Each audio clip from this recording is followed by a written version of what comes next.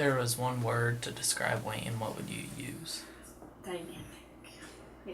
Awesome. Yeah. Yeah.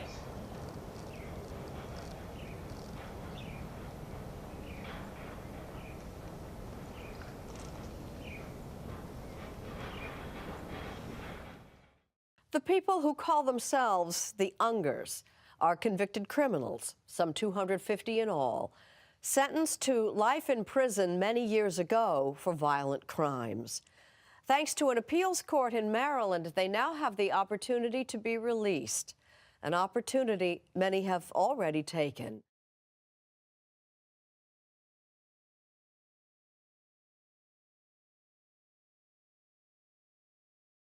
I had a wonderful upbringing. It was a very close-knit family. My mother was of Jehovah's Witness faith, and I didn't understand it. It never was presented to me in a way that I could understand it. Other kids in the neighborhood, I didn't understand why they could have a Christmas and I couldn't, or they could have a birthday that I couldn't. It made me angry, you know, and as a result of that anger, I took it out on my neighborhood peers by taking their things. And I think that led me down the path that led me to where my life came to an end at the age of 17.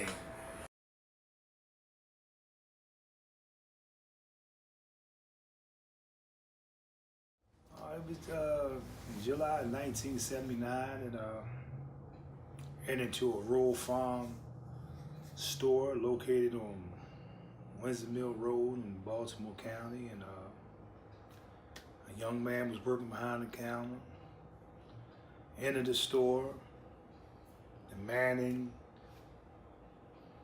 the money, and he proceeded to put two bags of money on top of the counter. And I shot him, you know, one shot to the chest, you know, and there was another young man in the store and startled me, and proceeded to turn the gun on him, told him lay down. So I exited the store, got in the car, we drove away, you know, and as a result of that, I was arrested like 2 weeks after that for armed robbery and first-degree murder.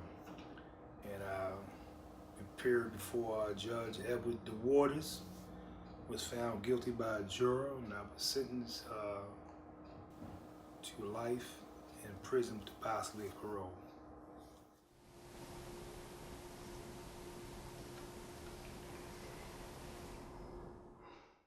The Unger case, so prior to, I think it was about 1981, I believe, juries were given particular instructions by judges when they were making decisions. And the instructions essentially told them, you're the deciders of the law, which maybe doesn't sound problematic until you think about what that actually means. So that means that jurors could reject innocent until proven guilty, that they didn't necessarily have to meet a particular standard, which is beyond the reasonable doubt in terms of finding someone guilty. So all of those kinds of things were kind of pushed to the side. And so then we get to 2012, which is the Unger case, where the court basically decided that any of the cases that had been decided under those instructions, those folks were eligible for a retrial. They were denied due process. So there were about 250 people, one woman, the rest men, 90% African American, who were impacted by this. For many folks, including a whole bunch of folks in Baltimore City, which of course Wayne is a part of, the decision was essentially to release people on parole with time served. Those folks are called the Unger Crew.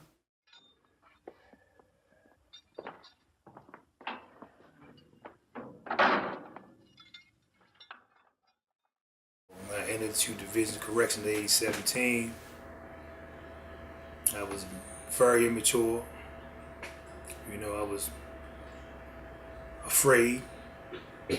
You know, you hear a lot of stories about what goes on, and when you actually be in there and basically seeing it, and a lot of younger guys my age were getting molested and you know, and raped, and I didn't want that to happen to me, so I became a terror.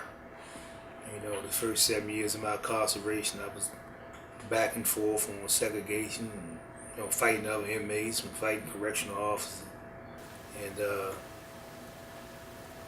around about 1985, 86, an older inmate by the name of George Smith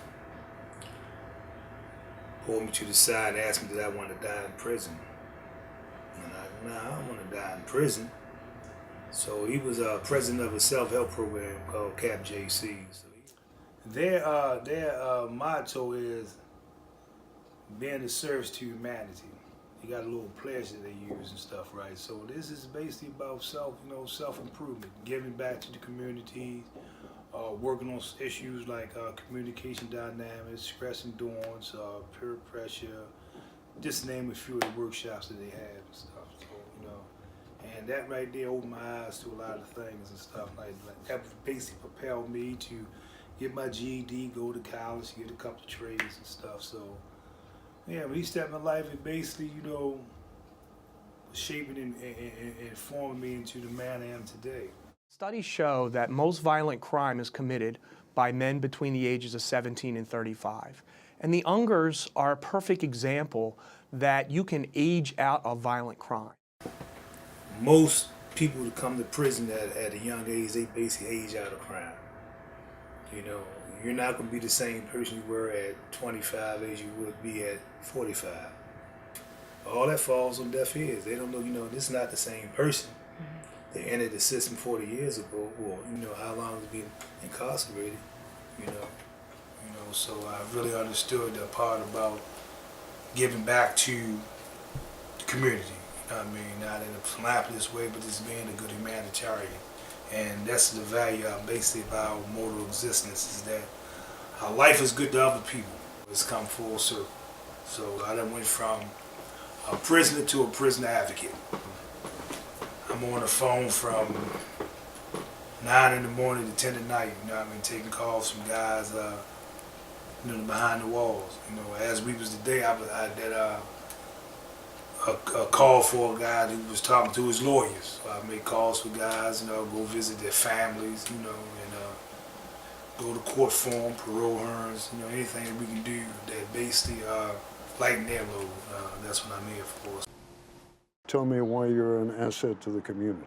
Because I believe I can save lives by sharing my story with a lot of the younger guys and the women in the neighborhood, and that one mistake, one bad choice can ruin your life forever.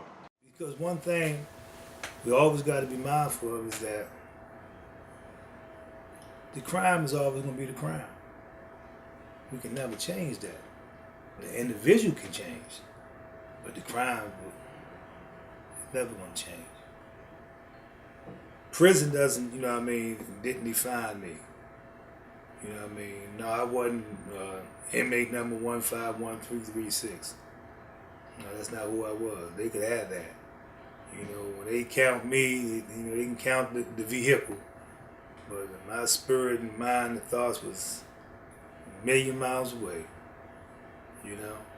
I used to actually, when I lay in bed at night, and just visualize everything that's came to fruition right now. I used to actually see it, and I couldn't even touch it. I wasn't even here yet. That's how real it was, you know. And you can't tell me that God ain't good, you know, because I'm a living testament of that, you know. And I'm sitting right here with you today. You take one life, man. It's just something I have to live with forever, you know. And there's no coming back from that. How can I repay this debt? Is by doing what I'm doing today, trying to save another young man or woman from going down the path that I went down.